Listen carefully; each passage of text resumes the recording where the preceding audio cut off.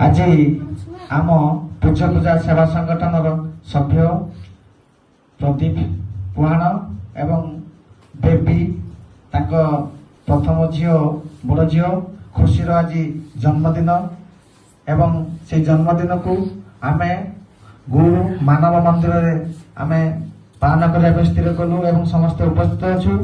धन्यवाद देवी तांकर बेबी को एवं प्रदीप को जे कि निजे घर यही जन्मदिन को पालन करी से निष्पत्ति नेले जे कि गुरु मानव मंदिर रे आमे पालन करूँ जहाँ आम पूजा पूजा सेवा संगठन को बहुत बहुत धन्यवाद।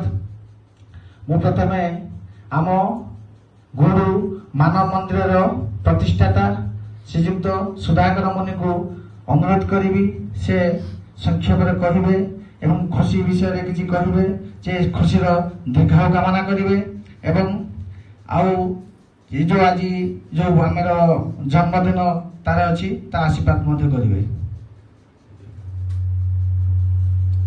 समस्त को मोर हार्दिक सप्रेम जयजी।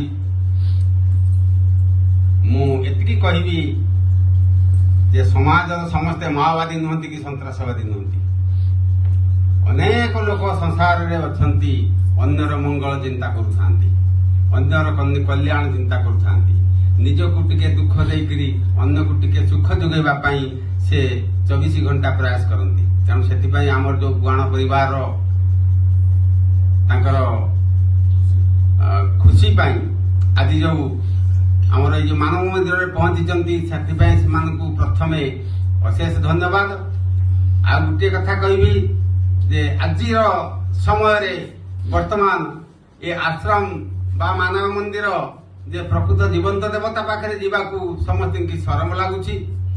तेणु से गोटे निरा ढंग से आसिक आश्रम में पहुंची आउ जो माने बाहर जन्मदिन पालन करने जे अनेक तो बड़ बड़ होटेल लज सब बुकिंग कराऊँगी बड़ बड़ मंदिर को जाऊँगी किंतु हेले मंदिर भितर अच्छी किए से पिता माता ठारू बड़ देवता के स्वर्ग राइजे नाही तांकरी आशीष साहसी नायका संसार करने सारा संसार रे प्रकृत भगवान होचंती आमर पिता माता चरण स्पर्श करके जे प्रणाम करी नाही से केबे भल मनीष होईची यार कौनसी प्रमाण भी नाही। जाऊ आमर ए पुआण परिवार तांकर से खुशी को धरिकी एठी पहुंची थिबारु आमर आश्रम रो अंतेवासी जो अछंती दुर्गा काली कराली चंडी आ सारला बिमला ये जतिक सब एठी बसचंती।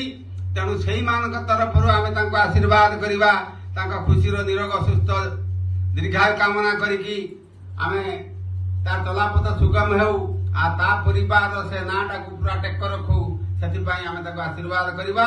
सप्रेम जयजी। धन्यवाद सुधाकर मुनि जे कि मानव मंदिर गुरु मानव मंदिर प्रतिष्ठाता। आ परवर्ती पर्याय मु आमर खुशीर जेजेमा को अनुरोध करी से ए मानव मंदिर विषय एवं खुशी विषय किसी कह।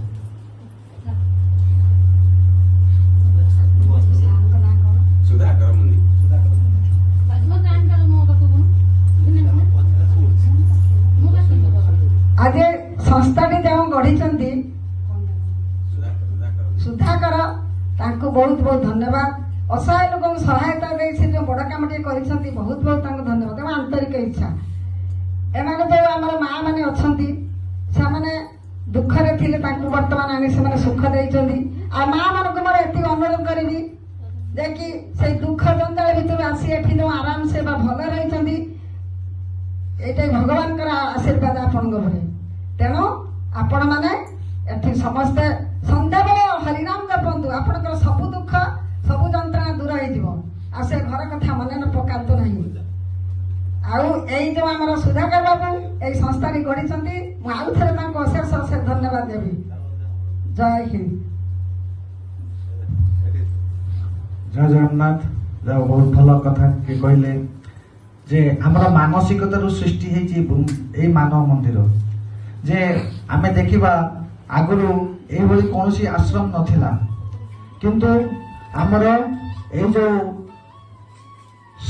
ଶିକ୍ଷାର ଯୋଉ କୁସଂସ୍କାର ଶିକ୍ଷାର ଆମର ସୃଷ୍ଟି ହେଇଛି ଏଇ ମାନବ ମନ୍ଦିର, ଯେ ଆଗକୁ ଆହୁରି ମଧ୍ୟ ସୃଷ୍ଟି ହବ। ଯାହା ବି ହଉ ଆକୁ ଆମେ ବନ୍ଦ କରିବାର ପ୍ରୟାସ ମଧ୍ୟ କରିବୁ ଯେ ଆଉ ସୃଷ୍ଟି ନ ହଉ। ଆଉ ପରବର୍ତ୍ତୀ ପର୍ଯ୍ୟାୟରେ ମୁଁ ଖୁସିର ଅଜାଙ୍କୁ କହିବି, ସେ ସମୟ କିଛି କହିବେ।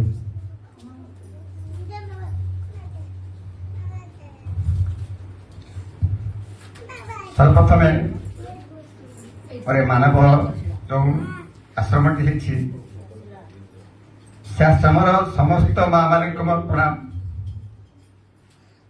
ଏ ଦୁନିଆରେ ଏତେ ଦୁଃଖ ଅଛି ଯୋଉଠି ପରିବାର ସେମାନଙ୍କୁ ସେ ମା ମାତୃତୁଲ୍ୟ ସୃଷ୍ଟିକାରୀ ମାନଙ୍କୁ ତ୍ୟାଗ କରୁଛି।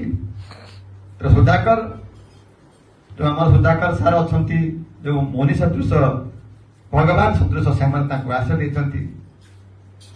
ଏ ଜଗନ୍ନାଥ ଏ ଦୁନିଆର ପରମ କର୍ତ୍ତା ଯୋଉ ମୋର ଅଛନ୍ତି, ବେଳେ ବେଳେ କଷ୍ଟ ହୁଏ କି ଏତେ ବଡ଼ ଠାକୁର ଦୁନିଆରେ ଅଛନ୍ତି କିନ୍ତୁ ସମାଜରେ ଦୁଃଖ ସରୁନାହିଁ।